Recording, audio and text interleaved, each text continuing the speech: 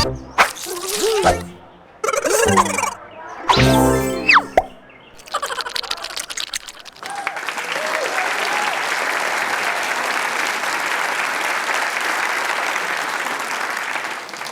you and welcome back to the Crucible for this second of our Keynote events.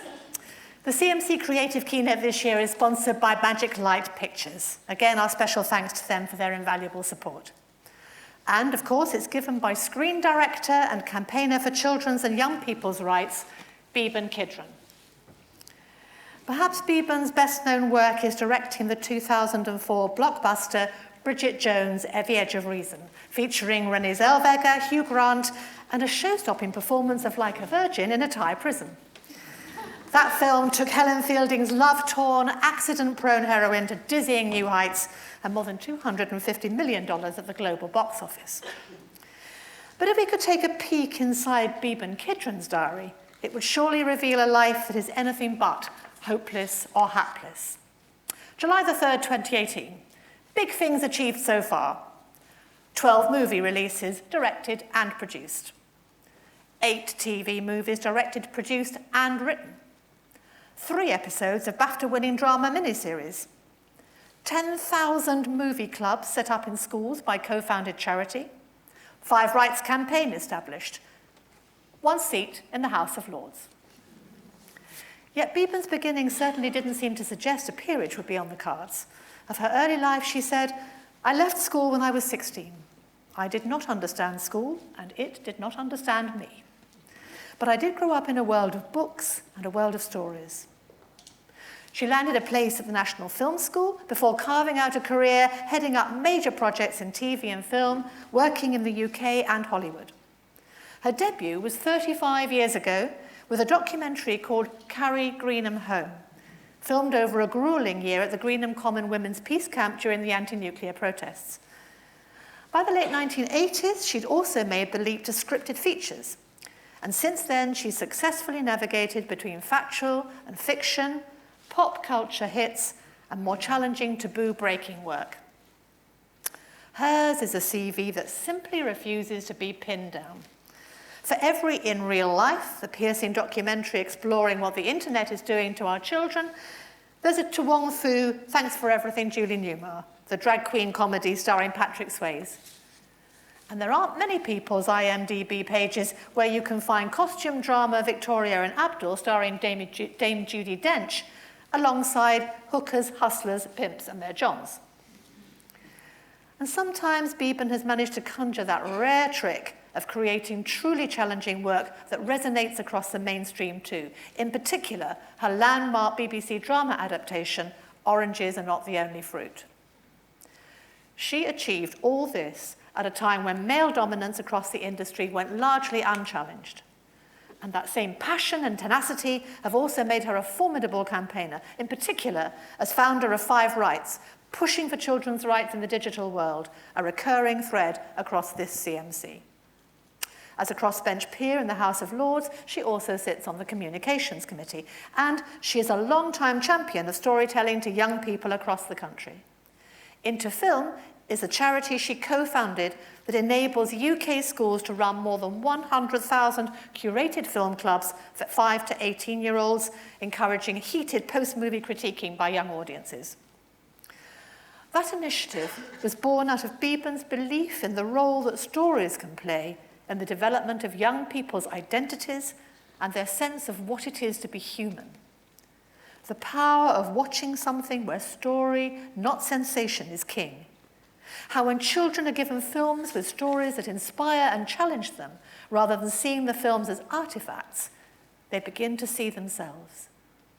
And now it's time for us to see her. Will you please give a huge CMC welcome to Baroness Beeban Kidron.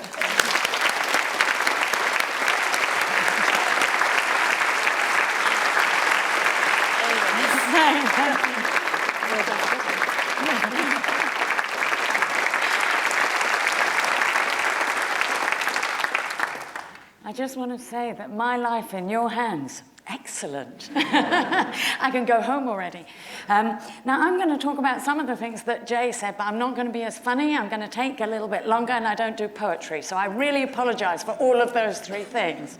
But he was fantastic, and I just really wanted to say that. So I'm actually going to start with a few events from my childhood, because like most stories, in the beginning lies the end. So, my mother was one of 1.5 million women given a pregnancy test drug in the 60s and 70s, in spite of growing suspicions that it might be flawed. And as a result, I was one of thousands of babies born with a birth defect. Some were born without limbs, had brain damage, organ abnormalities, heart defects. And to this day, they still fight for justice with the pharmaceutical giant who knew what the outcomes were turning out to be, but did nothing about it. They refused to admit that they first recklessly and then knowingly endangered children in pursuit of profit. And subsequently, they colluded with governments all over the world to hide it. For me, a bit of luck. My defect was a cleft palate. And by the time I came along, the surgeons had got an awful lot of practice. So at the age of 18 months, I had surgery that made my birth defect invisible.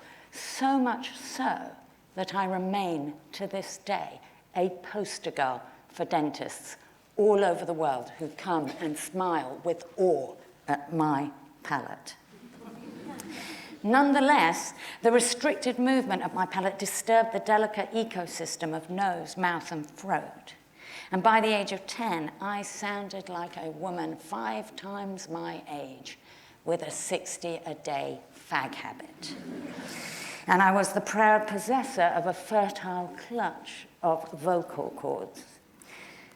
My last day at primary school was marked by the production of a musical in which I had a love duet. My duet partner dutifully sang his verse, only to be greeted by my silence. I stood center stage with tears running down my face. His second verse met a similar fate, and eventually the teacher who'd been madly flapping in the wings came out. He valiantly sung his part. I stood, snotty-faced in the middle, crying, and the teacher embarrassedly sang my part. A fictional account of this event appears as the opening scene of my film school graduation film, but in that version, my younger self appears as the Hindu goddess Durga with 8 arms, a green face. And as Durga steps into the spotlight, she faints. Well, that would have been fantastic. Real life is less dramatic, and at the end of the duet, the teacher gently removed me from the stage, and the show went on. The reason for my upset was that after much deliberation, the throat specialist had decided that from the end of term, I would no longer be allowed to speak. The theory was that if I said not one word for 3 months and didn't run fast enough to irritate my vocal cords, the nodules would shrink, and I could, with the help of a speech therapist, learn to speak from scratch. When I got on the stage and opened my mouth to sing, I was overwhelmed by the idea that I was going to have no voice. Well, as it turned out, the doctors were wrong, and my 3-month silence was followed by an operation and a much, much longer silence. And I was indeed taught how to speak again.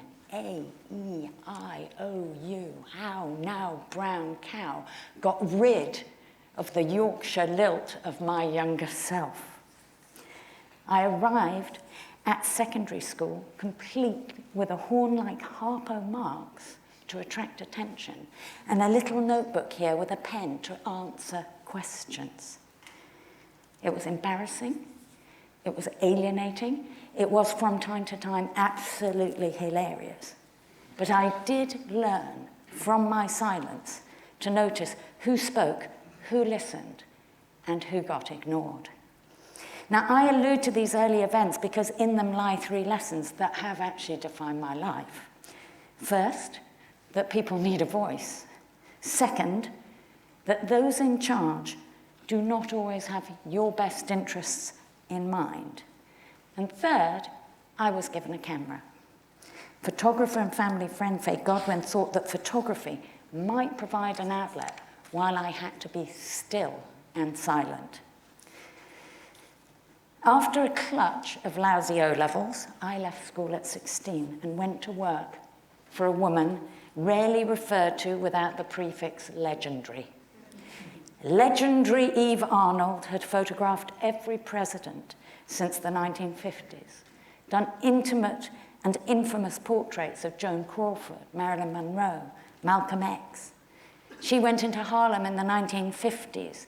She went to Afghanistan and sat with the veiled women and photographed the Afghani horsemen. She went into insane asylums of Russia. Her picture stories filled the pages of Picture Post, Life magazine, the Sunday Times. A tiny woman, impeccably dressed, who never took no for an answer, and who the first few months that I worked for her was in and out behind the wall of China when it was still closed. Eve taught me what work was, never done, what determination was, getting to the end, even if you don't know where that is, that all people need to be considered individually. No man or woman is more important than another. How colour, narrative and form told stories, and how to pack a bag for all eventualities. It is thanks to her that I can actually pack a suitcase for a palace and a brothel without ever checking in the hold. She was a woman of many firsts, and if anyone deserves the credit for the fact that I did not see gender as an obstacle to my becoming a film director, it is Eve. She used to say, the great thing about being a woman is while they're busy patronising and underestimating me, I get the picture. Actually, I have to say she had a lot of things. My favourite thing that she used to say, it's not that we're so great, it's that they're all so fucking mediocre.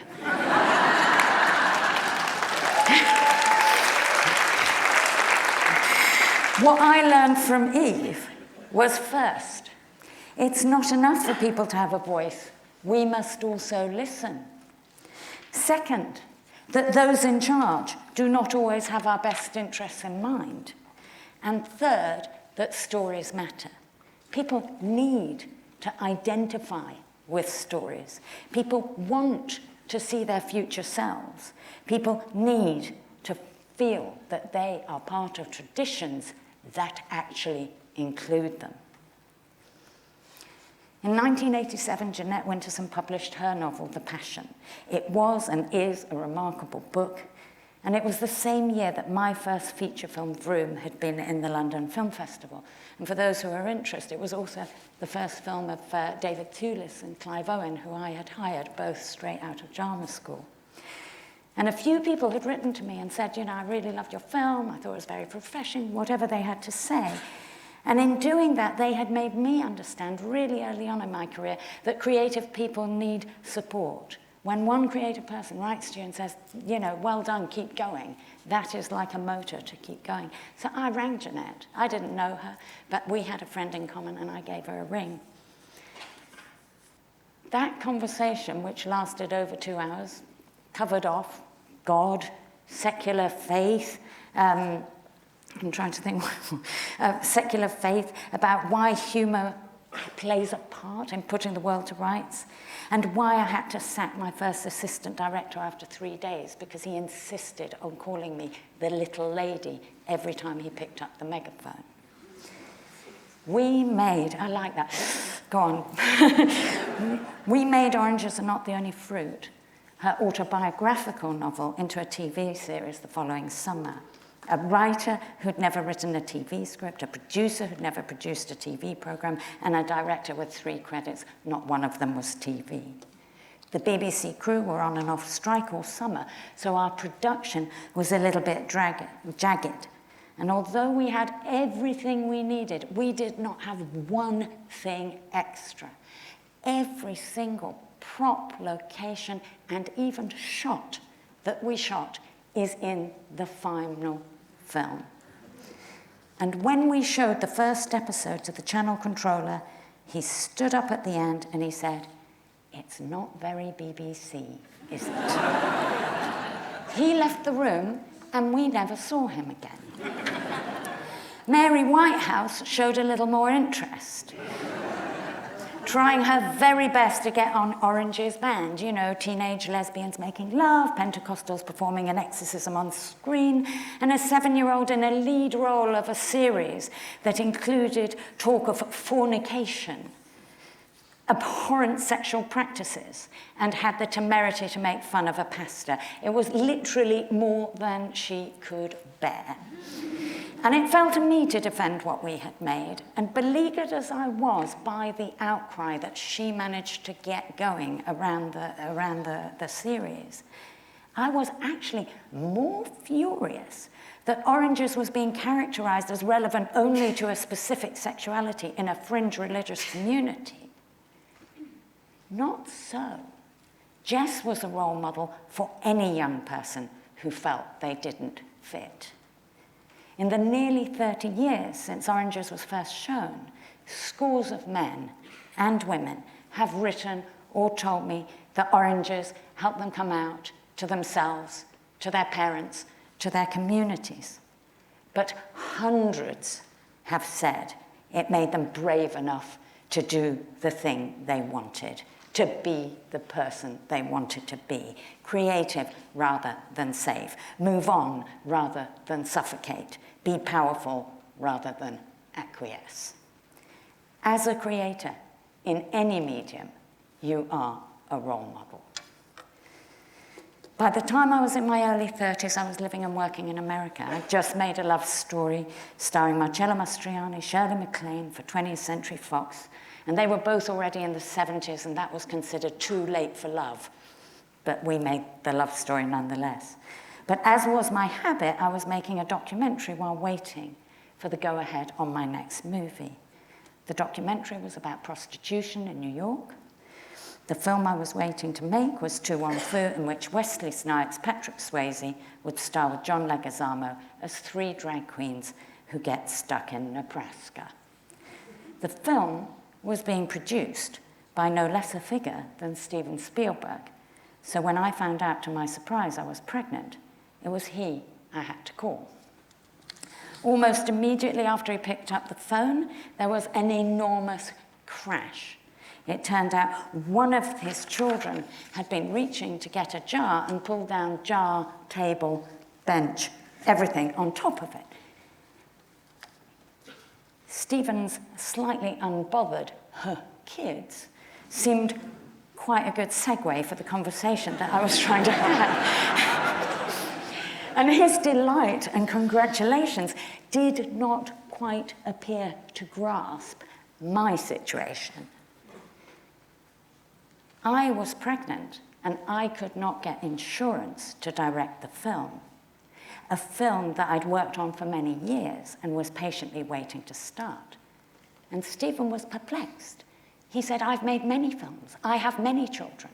Surely there must be a way." My son was born on the last day of principal photography, actually, on the way home from the airport, as it turned out. And he has a credit on the film as best baby. And to his continued delight, he appears cross-referenced to Wesley Snipes on IMDb as having worked together. His credit and my directing was made possible by Stephen arranging my insurance cover on the basis that if anything happened to me, he would direct a film about 3 drag queens in Nebraska. 2 years later, when pregnant for the second time, I got a no-claims discount. And I happily directed a film that had a disproportionate proportionate number of scenes that had to be filmed in the sea. And at 7 months pregnant, every single production photo, encased in rubber, I look like a boy in the landscape, waiting for a passing boat. I went into labour the day before I was scheduled to show the director's cut to the head of the studio. So at my behest, my assistant rang to ask that the screening move from Friday morning to the following Monday. The answer was no. The director's cut screening would happen with or without the director. I gave birth to my daughter on Friday a little after 4 a.m. At 10 a.m., I was in the screening, where the late, great John Barry's wife slow hand clapped the studio head in disgust. I received my notes. Not a word was said about the birth of my baby less than 6 hours earlier, and by 1 o'clock, I was back in my hospital bed.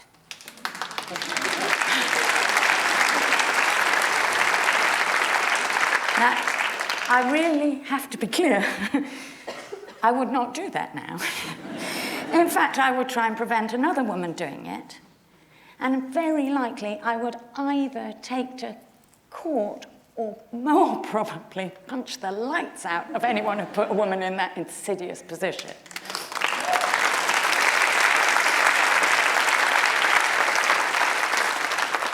But my daughter is 21. It was then, not now. And you could count the female directors across the globe on less than 2 hands. And of those, the mothers on less than half of one of these. And what I learned is it's not enough to have a voice. You must also have rights. And that those in charge do not always have our best interests in mind. And that women make their own history, but they do not make it as they please. They do not make it under conditions of their own making, but under conditions that already exist and contain within them the force of history. As creators, we provide role models in our stories. Those who create the conditions in which stories are made are also role models. But sometimes the hardest lesson is that in order to create the stories that are needed, our greatest role is to step aside for others. I said earlier I made a film about prostitution. It was controversial and much talked about film both here and in the US, so I had no desire to revisit that subject. I thought I had said what I wished to say. But 10 years later, I was in the back of a cab, and I heard something on the radio about young Indian girls being dedicated to God and being sent into sex slavery. Before I knew it, I was on a plane to India. I had no commission, no finance, not even a crew, but I was mad as hell. How dare God be invoked as a reason to introduce children into sexual slavery? In spite of the denials of the Indian authorities, I found Devadasi in northern Karnataka. After several months, I persuaded mothers, siblings, daughters to talk on film. And after many, many months, I met with the prepubescent girls, anticipating their fate. I'd been going to India for more than a year when I found myself in the middle of the night at a sex tourist hotel, several hundred miles from Karnataka. Hotel lights switched on as I screamed uncontrollably into the face of a man sporting a stars and stripes bandana. To all who cared to listen, and to most of them who would have rather been asleep, I made explicit what I would do to his manhood if he so much as breathed interest in the young girl that I had gone to bring back. This story ends in 2 ways. The first, Devadasi have a long history as courtesans. They were the first Indian women to own property. It was a way of jumping the caste system in a context where all young girls were subject to arranged marriages. Among the Devadasi were the greatest singers, musicians, dancers, trained from childhood through the female line. Their descent into sex slavery in a predominantly low-caste women was a direct result of British rule, Victorian morality, and cultural ignorance. The second, a grandmother in the red light district who accosted me and demanded to know, how much are you earning? Would you save one girl and have 6 of us starve? How am I to look after my Devadasi daughter and granddaughter, both of whom have HIV, when you go home to your husband and children? What good is your film to our lives? Those unanswerable accusations are in the film. So too is the complex, extraordinary history of the Devadasi in their own right. Exquisite storytellers. My film is careful. In fact, it's too careful to be popular. If it had been less true and more outraged, it would have made the headlines. So whilst the film Sex, Death and the Gods is much loved by anthropologists, as it turned out, I learned more from the Devadasi than I was able to leave behind. And as a postscript, I should say that shortly after I found myself with young women activists in Liberia, and as I left, I gave them my camera, because none of us have a monopoly on storytelling. So earlier I told a story of the company that willfully ignored the damage it was doing to thousands of children, of which I am one. So now I want to come full circle. A few years ago, I noticed that children had got quieter, and what was elsewhere, through their phones, seemed more interesting than what was in the room. I didn't have a particular agenda, I was just interested in what it meant, and I started to make a film, because that's what you do. A film that eventually took me from the bedrooms of English teenagers to the suburbs collectively known as Silicon Valley. And I was in New York filming one of the people who is credited with inventing the internet. And he said to me, the vision of the technology is that it would be democratizing, there would be no gatekeepers, and all people would be equal. And I thought, as good as that sounds, that is a category error. Because if all people are equal, are being treated equally, then de facto, a child is being treated as if they were an adult. And in that realization was the end of a career that had lasted remarkably 35 years as a film director. I tried to tell people, policymakers, members of the government, people at the tech companies, in business, third sector, but very few people were interested in my revelation that the digital environment had never been intended for children, and that the problems that were beginning to emerge were a direct result of the fact that the regulatory, legal, social norms of childhood were not being observed, creating the toxic mix of an immersive environment in which children were spending ever increasing parts of their lives, but in which the concept of childhood simply does not exist. No one, I can tell you this for nothing, likes global bad news. So when you have a film, as you know, you follow it around. And whether I was in Brazil, Holland, Germany, America, France, up and down the counties of England, Scotland, Wales, whenever the lights went up, my screenings were full of teachers. And the difference between a teacher and a parent is that a teacher sees hundreds of kids while a parent only sees 1 or 2 or 3 or 4. And the teachers thought there was something wrong.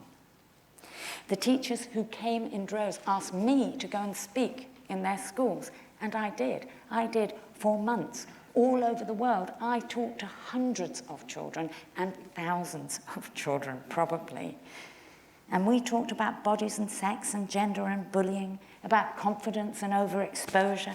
We talked about what it was to be 11 and see something you cannot unsee, what it was to be 14 and say something you cannot eradicate. We talked about clouds and servers and about how social obligations are baked into the services to gather data. We talked about surveillance and privacy, about the pressure to be on, to be answering, the power of information, and about how devices are designed to be compulsive. And those hundreds of kids and me and some other people, some experts, even some hidden people in the very companies of the services that they have been using, wrote 5 rights. We wrote 5 rights framework.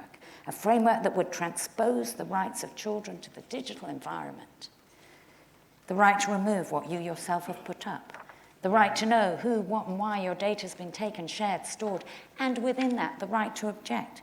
The right to safety and support in order to thrive, not just survive, the digital environment. The right to conscious and informed use. That is, not having your behavior and choices dictated by sophisticated reward loops of persuasive technology, but instead be designed to promote and encourage intentional uses of technology. The right to digital literacy, which the kids absolutely do not mean more e-safety or adult-defined harms. What they mean is understanding the purposes of the technology, having skills to be creators as well as consumers, make meaningful choices, and having an age-appropriate understanding of social norms.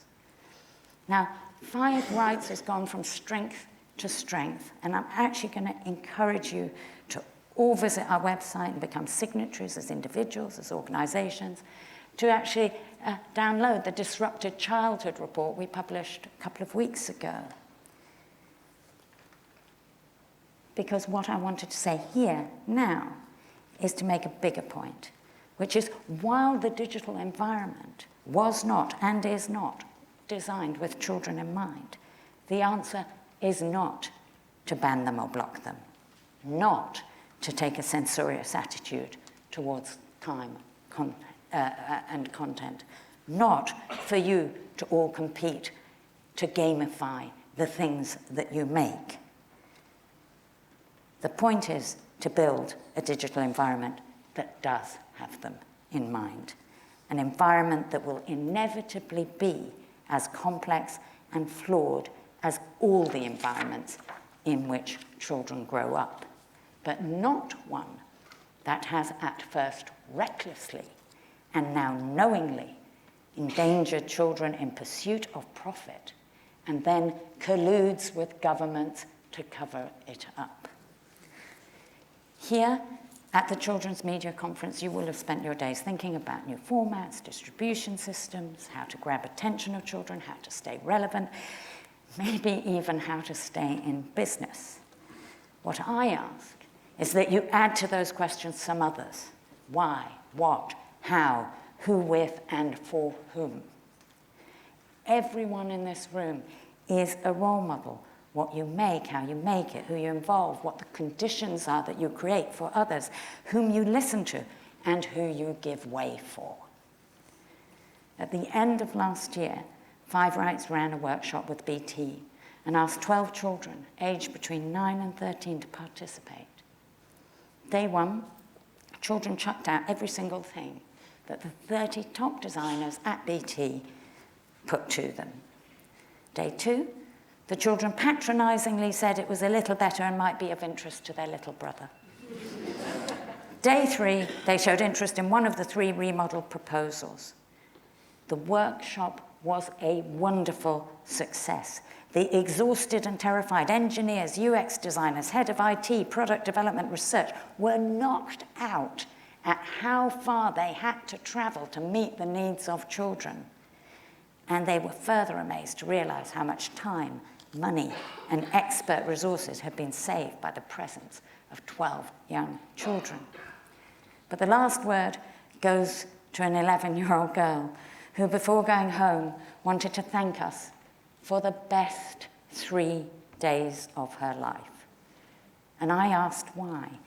And she said, because the adults actually listened.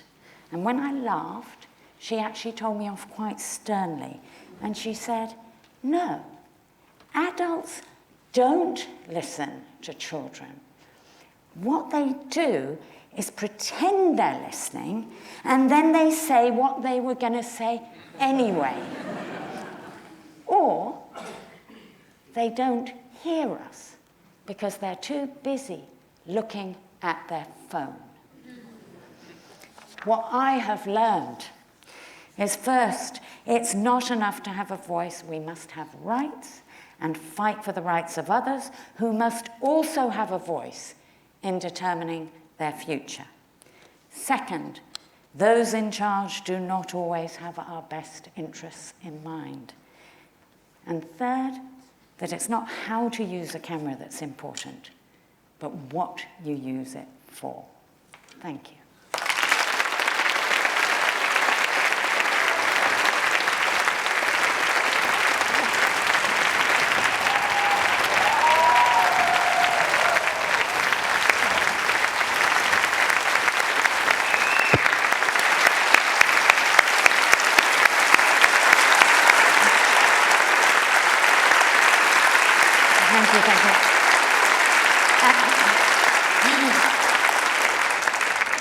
Thank you so much for that. You're not supposed to make me cry. You're supposed to ask me questions. I'm not sure how much time we have, but if anyone does have a question, I'd be very, very happy to answer it. Hi, Ed Moline from Beeban Studios. With your background of traveling around the world and your focus on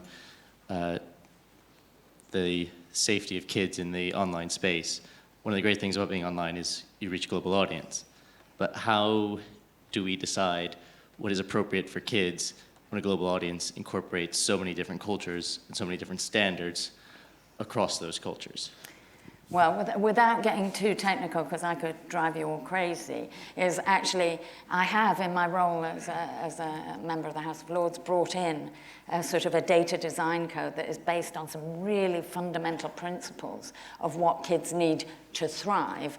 But those same principles are now being looked at with the African Union for kids in that context, are being looked in Australia, looked at around other places of Europe. And I think that the truth is that everything, that description that I made of BT is something we do all the time at Five Rights. We have a standing commission of kids in Scotland who advise the Scottish government on digital policy. And we have an increasing number of kids in the other parts of the UK.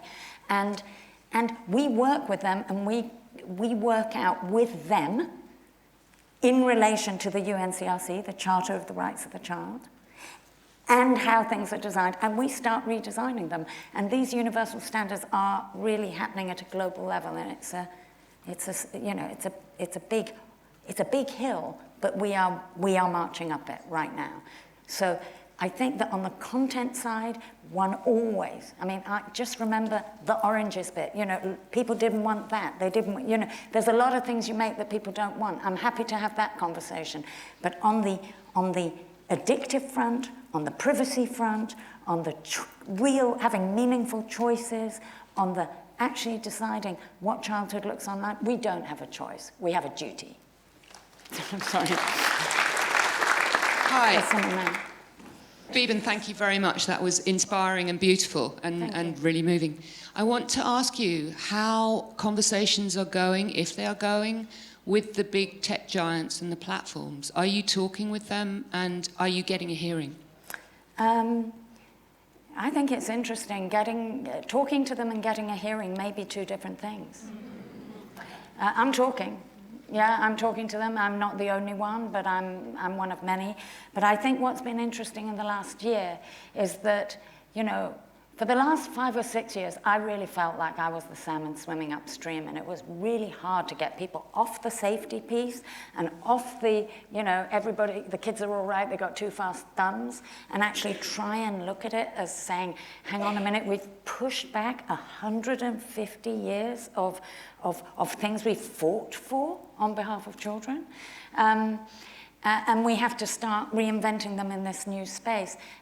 What has been interesting is that a lot of the original people involved in establishing both the companies and the technology are really, really frightened, and they really feel they might have given birth to a monster that they don't like. So now I'm there in one sense, but those guys are also speaking out, and there are people all over the world that are beginning not only to worry about the now, but actually to anticipate the future. And that's happening politically, legislatively, academically, and in a sort of more traditional campaigning sense. And they do feel that. I mean, I talk to them, they feel it, and they will, what they say, you bring the laws, we'll meet the laws. I go, okay, I'm coming. And we're bringing the laws. Do you know what I mean? Self-regulation, forget it. Shall we? Sorry, there's someone there, yeah. Beeban, Alan Davidson. As you know, Jan and I have been doing a national radio show on technology on CBS News for the last 28 years. Hi. And both of us can only strongly support what you're saying from what we've lived through, seen, known all the different people that have been the major players. That this was not the dream at the beginning. It never was. Nobody would have imagined in their nightmares. And I think the most extraordinary thing, and I'm curious whether you've observed this as well, when you talk to the people that are the major players, the creators, the people that drive this to make the money with it in the Valley, you consistently hear how strict they are about the time they allow their children to have screen time. I mean, they are stricter about that consistently than anywhere else we have ever seen anywhere. And if people at home impose those kind of strictness on their children, by God, I think the addiction problem, call it what you will, or the dependency that is driven by the economics of advertising and so on, would probably be much reduced. So chapeau to you that you're going out and fighting this. And thank you. Thank you. This fantastic well, one of the things that, we did this report on, on persuasive technology, and it was really interesting because it's quite a difficult thing to get your head around for a lot of people about why a like button is a reward or why a snap streak is a social obligation, and how all these, and how the read receipt makes you feel you've got to do something. And we actually tried to take all the academic literature from all over the world and put it in a really accessible form. And I think one of the reasons that people absolutely sort of, suddenly grasped hold of it was that actually they understood that it is ludicrous to design something to be compulsive and then in any way blame a child for not putting it down. It's like this word resilience. It is not okay to ask children to adapt to the commercial needs of vast technology companies, in fact, any companies, forget it, And we've sort of entered this really weird place where we think that we should make children resilient to this space. No, it is entirely man and woman made. It is reinvented frequently. It is engineers, pipes, wires, so on. It can do anything you like.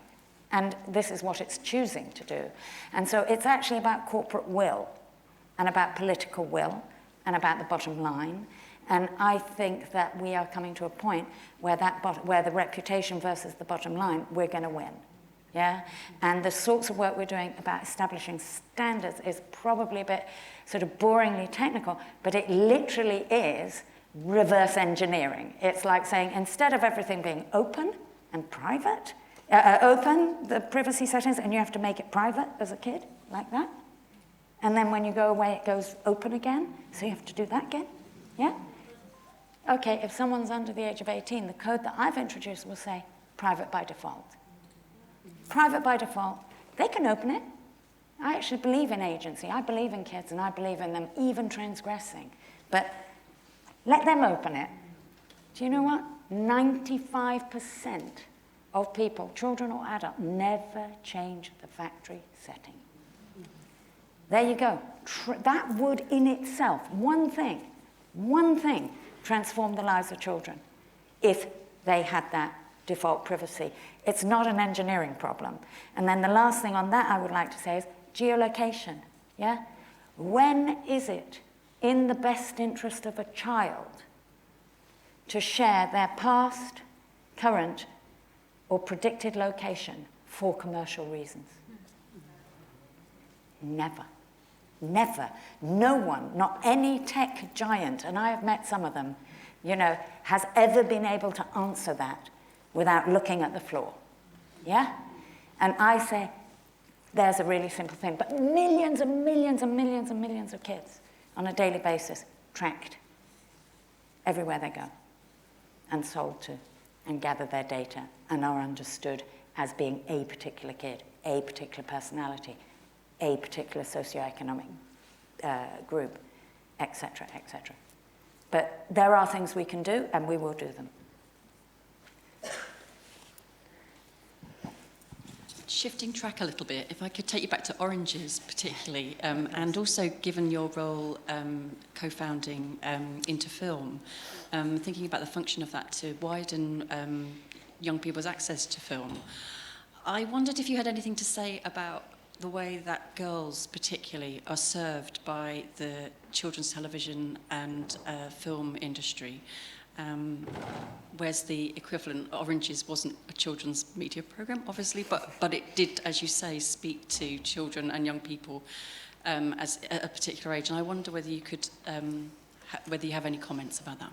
Yeah, well, I feel very torn about the girl thing, if you like, because I think in some ways I feel that it's more recently got better. I remember a sort of a moment about 15 years ago when no young woman would call herself a feminist, and I got very, very despondent. I got very despondent that they thought we'd had the battle and it was won.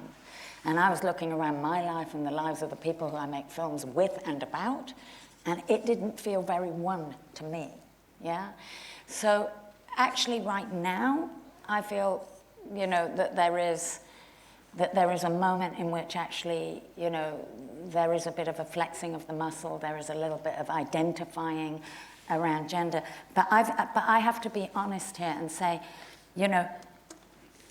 it's a very complex picture, this. I mean, I think on the one hand, the pornification of media is absolute disaster for girls and boys and kind of all of us, yeah? I think that is really horrible.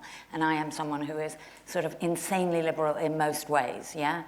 But I think the pornification is just like a road to nowhere for us all. So I think that's a problem. I think that the fact that we are fractured by our identities is also a problem, because I think that we've forgotten that some people just need access, just need to get in the game. And I think that's a problem. I think we've lost any kind of class understanding.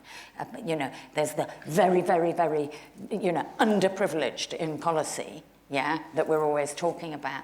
And then there's sort of this special group and that special group and that special group. And actually, we really all need a better deal, and vast swathes of people in the middle. So that's a very unhelpful answer, I think, but it is my truth, which is in one way I kind of go, I suppose I would say three things. Girls in school speak out. I love that. That's good. We must encourage it. And anything that makes girls speak out, because as you speak, you learn, yeah? I think that there's a sort of a horror in the center of loss of community, political community, that is a problem for us all, that we're more divided than we're connected, and I think that is a problem. And then finally, I will say, in a very positive note, is that I did produce a film recently, and when I looked around the set and there were all these women in roles that they never existed when I was young, I actually just felt joyful. And then half of the camera crew at one point or another went off because they had to look after the children. And they were the guys. And I love that, because the truth of the matter is, and I have said this at a number of occasions, is we're never going to solve the woman problem until the thing of rearing children is actually a parent problem.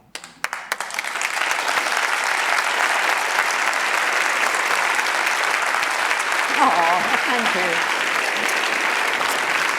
Thank you so much.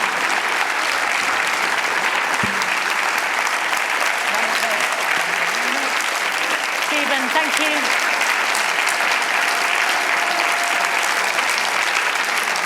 Thank you so much for inspiring us with that thoughtful and thought-provoking keynote speech. The standing ovation earlier said it all, and your careful answers to questions were absolutely brilliant. Thank you so very, very much. Beeban Kidron.